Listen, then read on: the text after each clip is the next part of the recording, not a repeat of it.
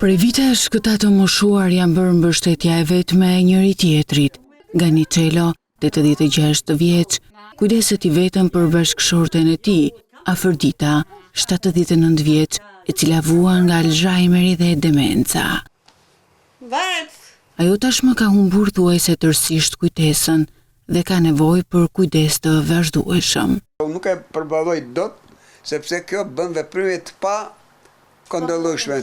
2-3 herë ka që nuk më ndjek shtëpinë. Por ajo që e bën edhe më të vështirë për ditëshmërinë e këtij çifti është se edhe Ganiu është I verbër.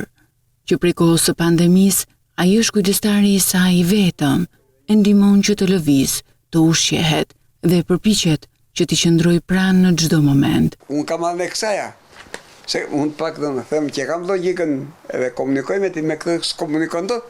Ganiu kërkon ndihmë nga shteti, një kujdestar ose që t'i mundësojnë atij një vend në një institucion të kujdesit social. Këtu lart është një azile pleq.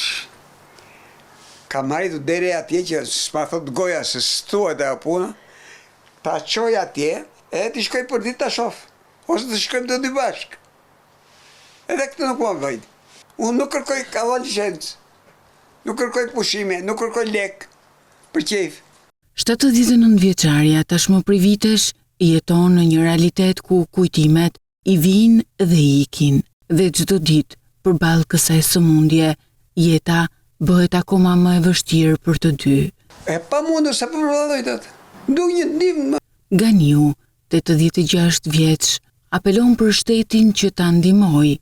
Ai kërkon një mundësi për të vijuar të kujdeset për bashkëshorten e tij, pa qenë I detyruar që të zgjedh mes ushqimit, ilaçeve apo kujdesit që ajo ka nevojë.